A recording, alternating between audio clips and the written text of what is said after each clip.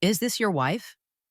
My assistant's voice trembled as she held up her phone, showing an Instagram video of Anna dancing way too close to her personal trainer in a Tokyo nightclub. Because Jake Morrison just tagged her in this post saying, "Living our best life with Anna Jones." Thanks to her husband for funding the trip of a lifetime. I set down my coffee carefully. Very carefully. Because what they didn't know was that they'd just confessed to a federal crime in front of 50,000 followers. Thank you for listening. If this story resonated with you, leave a comment below and subscribe to this channel for more infidelity stories and cheating wife stories on YouTube. My name is David Jones, and I'm 40 years old. I run the Fraud Prevention Division at Pacific Northwestern Bank in Seattle. For 8 years, I was married to a woman who thought she was playing me for a fool. She was half right. I was a fool, but only for not seeing her true nature sooner. The unraveling started at 3 a.m. on a Tuesday. My home security system logged Anna entering my home office while I slept. Through the camera footage I'd review later, I watched her photograph what she thought was my personal credit card, her movements practiced and deliberate. By morning, she was gone, but left a note on the kitchen counter. David, Mom had a terrible accident. Flying to Vancouver immediately. Will call when I can. Don't worry about me. Anna. Her parents lived in Vancouver, Canada. A legitimate emergency would explain the sudden departure. So when the first charge hit, $3,000 at Japan Airlines for a first-class ticket to Tokyo, I knew exactly what kind of emergency she was handling. By 5 p.m., my phone was vibrating non-stop. $8,000 at the Ritz-Carlton Tokyo, $2,500 at Louis Vuitton Ginza, $1,800 at Nobu Tokyo, $3,200 at Chanel Omotesando. Total damage by 5 p.m., $35,000. Jennifer knocked on my office door. David, compliance is asking about unusual activity on one of the monitored accounts. Tell them I'm aware, I said, pulling up Instagram, and tell them to document everything. That's when I saw it. Jake Morrison's Instagram story. The 28-year-old fitness influencer who'd been training Anna for the past year had just posted from the Japan Airlines first-class lounge. And there, champagne glass in hand, was my wife. Taking this beauty to Tokyo, Anna Jones ready for the adventure of a lifetime. Here's what Anna didn't know. The card she'd stolen wasn't my personal credit card. It was a honeypot account, part of our fraud detection training program. Every transaction was logged and flagged for our fraud and federal partners. It was designed to track real criminal patterns. I called Marcus, my lawyer. Remember when you said Anna would eventually slip up? What did she do? Told me her mother had an accident in Vancouver. She's currently spending her way through Tokyo. Please tell me you have proof. She used my fraud monitoring card. The FBI is literally watching her crime spree in real time, and her trainer is documenting everything on Instagram. Dead silence. Then, Your wife stole the fraud detection card? with her personal trainer, apparently. Jake Morrison. Marcus knew about Jake, the fitness influencer who posted shirtless selfies with his married clients, sessions that ran long, protein shakes that turned into lunch dates. David, I'm sorry, but this is actually perfect. Document everything. Over the next 3 days, Jake documented everything for me. Instagram stories from exclusive restaurants, with Anna laughing in the background, photos of shopping bags piled high, tagging her in every luxury store, videos at rooftop bars, her wedding ring conspicuously absent. But the post that sealed her fate came on day 3. A video of them in a hot tub, champagne glasses raised. Thanks to her husband for funding the trip of a lifetime. What he doesn't know won't hurt him. He'd tagged my company, my actual employer. Jennifer burst into my office. David, Jake Morrison's post is everywhere. Corporate's asking questions. HR wants to know if you're aware your wife is... Being broadcast committing federal crimes on social media, I finished. Yes, I'm aware. By the time Jake had tagged my company, Anna had burned through $58,000. But more importantly, she'd transformed from a simple thief into a public relations nightmare for my firm. That moved this beyond a personal matter. Janet Smith from our fraud unit called within the hour. David, we need to discuss the situation. Legal is involved now. I understand. Full cooperation from my end. Jake Morrison just publicly admitted to spending stolen money while implicating our institution. The board is concerned. She's about to be my ex-wife, I clarified. And they've given us the clearest case of fraud we've ever seen. Anna had always been entitled, but I'd been blind to the depths of it. The daughter of failed real estate developers in Vancouver, she'd grown up rich until the market crash of 2020 took everything. That's when she'd set her sights on me. Stable, boring David with his steady job and growing portfolio. The warning signs were there. Hidden credit cards, packages she'd sneak into the house, the way she'd turn every financial discussion into an attack on her dignity. Rich wives don't get questioned about their spending, She'd say. We're not rich, I'd remind her. We're comfortable. There's a difference. That's your problem, David. No ambition. Now, as I watched Jake broadcast their luxury spree to the world, I realized she'd never loved me. I was just the latest mark in a long con. My phone rang. Anna, calling from Tokyo. David, honey. She said, her voice carefully modulated. I'm sorry I haven't called sooner. It's been so hectic here. How's your mother? Oh, she's doing better. Thank God. The doctors say she's stabilizing. That's good to hear. Which hospital is she at? A pause. Vancouver General, the cardiac unit. It's been terrifying, but I'll tell you all about it when I get back. I should be here a few more days to help Dad. Of course, family comes first. You're so understanding. I knew you would be. I'll keep you posted on how everything goes. She hung up quickly. I stared at my phone, then at Jake's latest Instagram story, a selfie from a Tokyo shopping district with Anna visible in the background, trying on designer sunglasses. Marcus arrived at my office an hour later with preliminary divorce papers. She's really doing this, huh? She's past $50,000 now. Jake's still posting everything online. The fraud investigators must be having a field day.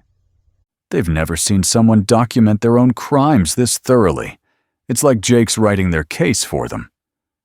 Over the next 2 days, Jake's Instagram became a masterclass in self-incrimination. Designer shopping sprees with Anna modeling the goods. Champagne breakfasts where she fed him strawberries. Romantic dinners with captions like, "My queen deserves the world, Anna Jones." Each post, tagged with locations, showed prices in the background and included gleeful captions about living their best life. His followers were eating it up, commenting with fire emojis and goals, none of them knowing they were cheering on a federal crime. Meanwhile, I coordinated with our fraud team and federal investigators. They were building an airtight case, and Jake was their star witness against himself. We've never seen anything like this. Agent Sarah Miller told me during one call. The boyfriend is creating a perfect evidence trail. Timestamps, locations, amounts, even documenting the relationship. He's doing our job for us. He always did like attention, I said. Well, he's about to get more than he bargained for. Anna's return to Seattle was exactly as satisfying as I'd imagined. Federal agents met her at baggage claim. The designer goods she'd bought with my money, seized as evidence. Jake, trying to slip away separately, was detained for questioning. Her parents, who were perfectly healthy in Vancouver, bailed her out that night, and hired Richard Stevenson, Seattle's most expensive white-collar defense attorney. But even he couldn't spin away Jake's social media confessions. She came to my office the next day, mascara-stained and desperate. Security had to escort her up. Please, She begged as my entire department watched through the glass walls. make this go away. I'll do anything. Anything? I asked calmly. Will you give me back the years I wasted believing you loved me? Will you undo the humiliation of having my wife's affair broadcast to my colleagues?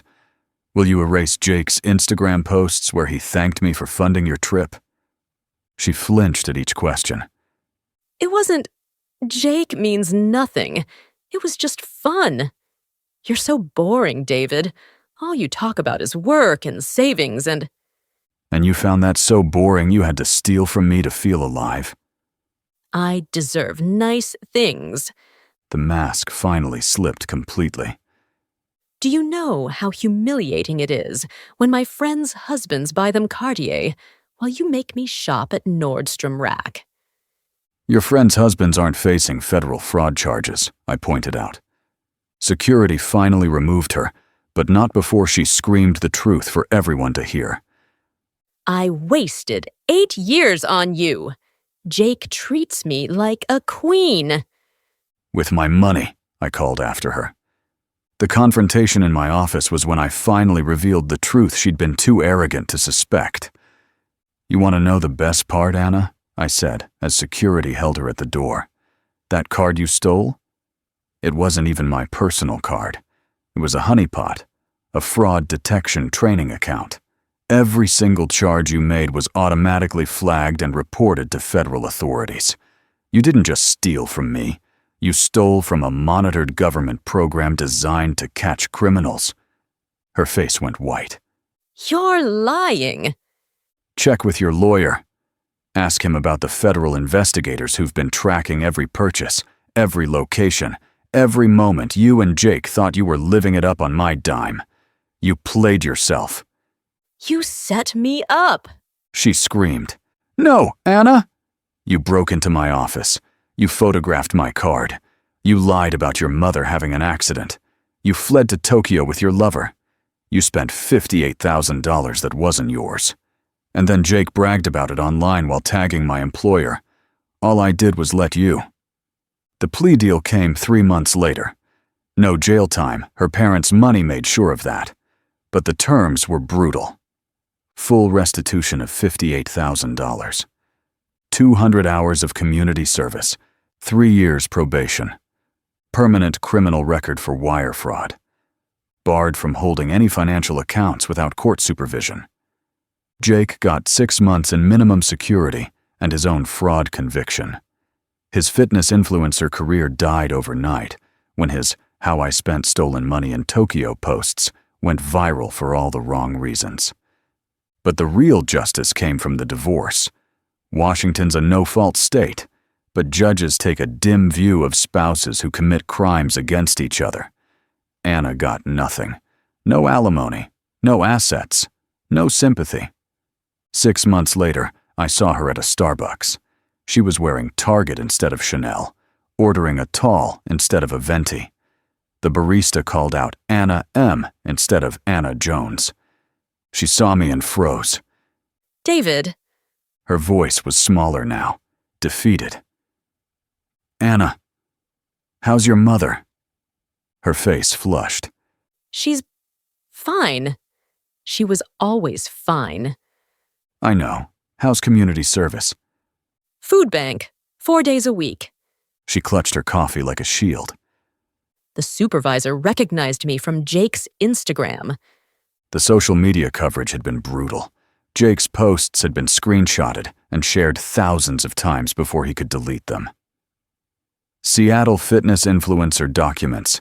Girlfriend's $58,000 fraud spree was the kindest headline. And Jake? Her laugh was bitter.